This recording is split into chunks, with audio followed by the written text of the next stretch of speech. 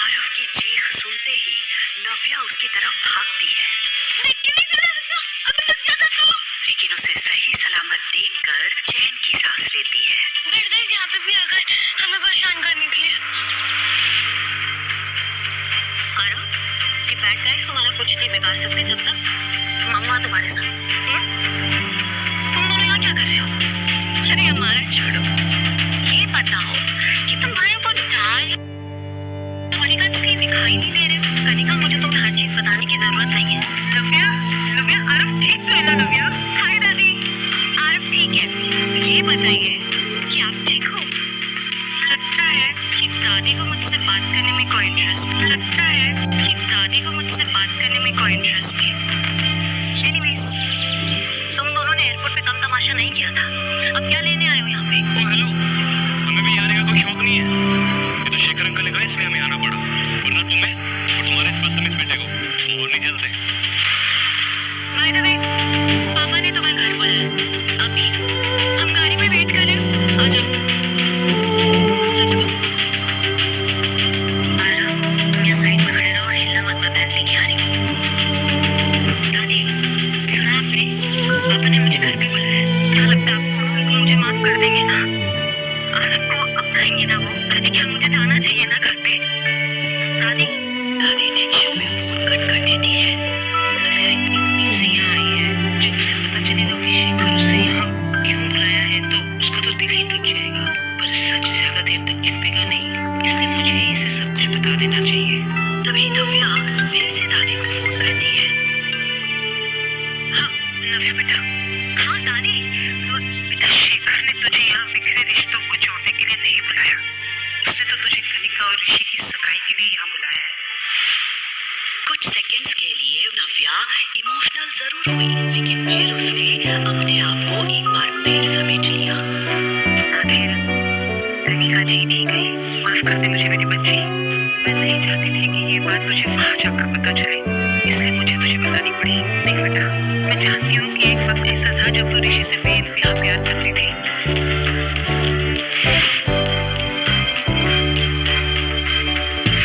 आज जब तुम मेरी बहन को ऋषि के साथ देख रही है तो मुझे पता है तुझमें क्या बीत रही होगी।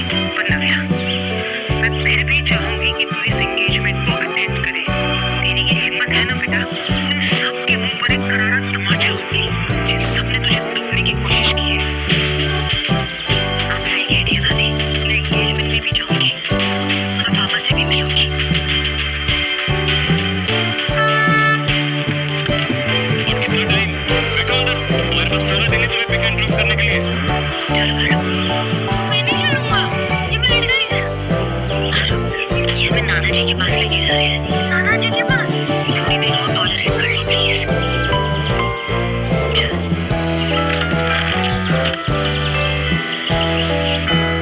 कुछ देर बाद जब गाड़ी सीधा पैराडाइज के सामने रुकी तो एक पल के लिए नव्या की सांसें थम गई।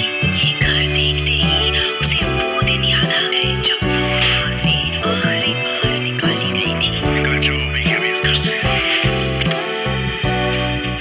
ऋषि और कनिका तो तेजी से उतरकर घर के अंदर चले गए थे, लेकिन इतने सालों बाद अपने ही घर के अंदर जाने के लिए नव्या के पैर कांप रहे थे। वो यहाँ आ तो गई थी, लेकिन उसे समझ नहीं आ रहा था कि वो इस घर के लोगों को फेस कैसे करेगी। तभी आरव नव्या का हाथ पकड़ता है और उसे हिम्मत देता है। आरव का एक्साइटेड चेहरा देखकर नव्या हिम्मत जुटाती है। अरे नव्या, सबसे पहले तुम मुंह मीठा करो। अरे आज तुम्हारी घर वापसी है, तुम्हारी बहन की सगाई के लिए। अब दो खुशखबरियां हैं तो फिर मुंह मीठा करना तो बनता है ना। मैं जानती हूँ आप मुझे खास पसंद नहीं करती, मिठाई खिला के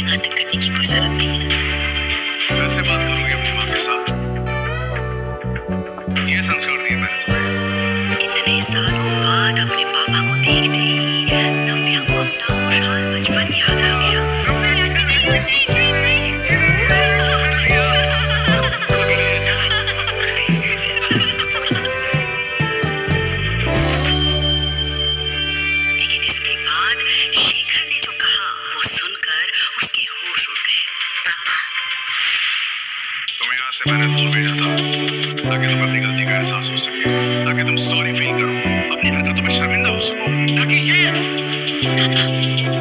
क्या कह रहे हैं आप? आरव मेरा बेटा है। प्लीज इस नाजायज औलाद को तुम्हारी मेरे पास आने की हिम्मत कैसे हुई? Please stop it. तुम्हें क्या लगा था कि तुम इस बच्चे को लेकर यहाँ पर आओगे और हमारी जिंदगी बिगड़ जाएगा? वैसे तो सब कुछ बोल दूंगा, हो जाएगी बेइज्जती जो तुम्हारे कारण हुई थी। Dad please calm down. चलो नहीं बेटी, प्लीज मुझसे मत बोलिए डैड, आपका बीपी बढ़ जाएगा। बेटी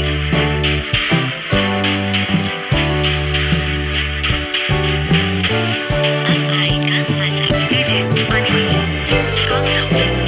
after all it is your grandson.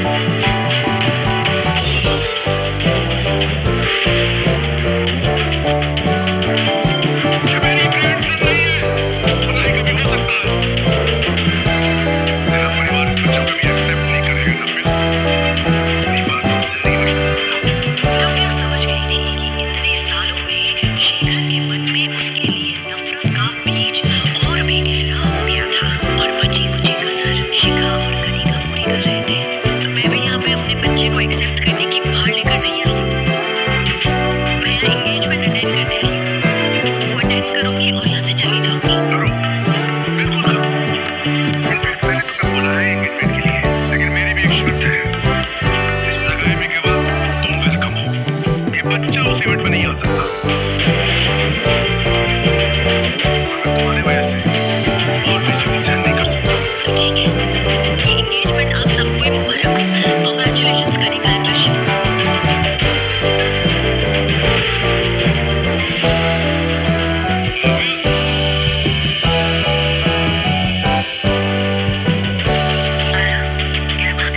वहाँ जाके बैठो, मम्मा आ रही है। अब क्या है? कुछ बच क्या है क्या? अंकल जो हुआ, एयरपोर्ट पे जो हुआ, क्या वो कम था क्या? जो अभी भी कुछ कहने आ गए हो मेरे पीछे। तो सर अभी नजर नहीं आ रहा कि अगर तुम्हें फिर से अपनाना चाहता है बस तुम्हें अपनी इज्जत छोड़नी है। सिर्फ नहीं तो मेरा बेटा मुझे छोड़ने के लिए कह रही है। डू यू इवन रियलाइज उसका मतलब क्या होता है? मेरा बेटा। मैं किससे बात कर रही हूँ? Forget it. तुम्हें इतना लगाव क्यों इस बच्चे से? उसी का बच्चा है जो एयरपोर्ट पर आया था या किसी और का? ये सवाल क्यों कर रहे हो? तुम्हें क्या फर्क पड़ता है अब इस बात से? तुम तो करने जा रहे हो ना अपनी नई जिंदगी की शुरुआत। So be happy. यहाँ पे तो तुमने मुझे चीट किया, सबको छोड़ के यहाँ से चलेगी और एटीट्यूड ऐसे दिखा रहे जैसे ये मेरी गलती है। मुझे क्या पता कि उस वक्त क्या हुआ था, किसने चीट किया, किसने नहीं चीट किया। और मुझे अब तुम्हें कोई सफाई नहीं देनी है, मुझे तुमसे बात ही नहीं करनी है। लेकिन मुझे बात करनी है। क्या बात करनी है? क्या बात करनी है तुम्हें?